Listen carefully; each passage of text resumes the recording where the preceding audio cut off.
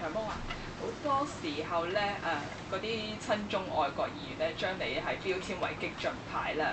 咁佢哋同時又成日講咧話社會係需要和諧嘅。咁你認為咧，你做咁多措施出嚟咧，其實係咪同佢哋有矛盾？定係你心裡面覺得其實我做咁多嘢先係社會真正嘅和諧咧？嗱，我不如咁啊，我用一個古仔解釋俾大家聽啊。話説喺上世紀30年代咧，有一位政治犯就喺個法庭嗰度俾人審，佢係罪大惡極㗎啦，就話佢呢一個謀反罪 ，OK。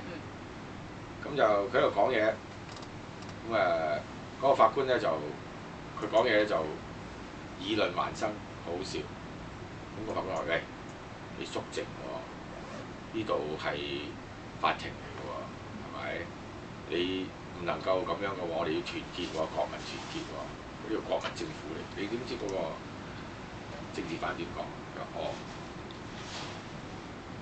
你係騎喺隻馬上面嘅人，我就係隻馬，你咁打我，仲要團結？佢話你聽過騎馬打落去打隻馬嘅人同隻馬講團結未啊？咁當然係講完之後就全場大笑啦。嗰個法官就無奈佢唔學啦。咁呢個人就係即係中國好出名嘅人啊，就係5·4運動嘅新文學嘅先鋒陳獨秀先生，亦都係共產黨嘅領袖啦。佢就係喺軍事法庭受審。嗱，好簡單。今日我哋冇辦法解我哋嘅特首，即係政府脫離咗我哋控制。立法會係一個哈哈鏡嚟嘅，即係顛倒晒啲嘢嘅，變晒樣嘅。呢個功能團體選舉嘅議員操弄立法會，做政府嘅橡皮圖章，而呢個整個嘅呢班人就係代表共產黨有錢人。喂，點團結啊？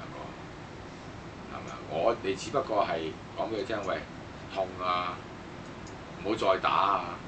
其實大家就阿媽生㗎咋，你尊重下我得唔得啊？係咪？大家平等啲得唔得啊？咁如果咁都唔得嘅，香港仲有咩前途啊？咁當然係啦，係咪？當佢哋食飯食到杯盤狼藉，啲廚餘多到阿媽都唔認得，彈咗2滴嘢落地下都唔準我哋去攞嚟食嘅。嗰陣時，佢仲同我哋講咩啊？仲講團結啊？喂，佢食飯食多咗都唔緊要，不過我哋俾錢啊！我哋梗係話：哥有咩搞錯啊？你食9大鬼，我嚟找數，唔係啊嘛？係咪？餐餐都係咁，所以其實即係佢哋講嗰啲係歪嘢。我只要一樣嘢，就好似一個好出名嘅希臘嘅物理學家一樣，你俾個支點我就能夠令到地球轉啦。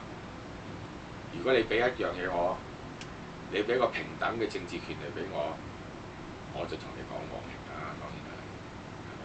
好簡單嘅。咁所以其實千講萬講，就係你俾翻個權我啦，你俾個權我咪平等咯，係咪？我哋而家已經係做人下人啦，你做人上人啦，你仲同我哋講咩和諧啫？係咪？和諧最緊要就係大家係有機會去講，大家有機會去揀，唔會有啲人係大晒，少數人大晒，其他大部分人大鑊先得㗎嘛。所以我覺得即係佢哋講嘅説話咧，其實就係冇乜新意㗎啦。千古以嚟呢個係咪？呢個智人者梗係話㗎啦，你哋唔好出聲啦。我覺得大家可以不必理會啲嘢。有乜叫激進？佢哋咪仲激，係咪？1,200人帶一個人出嚟統治690萬人，激唔激啊？非常之激喎，哥，非常之激喎。咁所以我覺得其實官逼民反係咪？咁你冇辦法㗎。古往今來都係如是。我哋等咗15年，聽你講遲早會有。咁我哋而家唔係喎，個有字改咗1個字喎。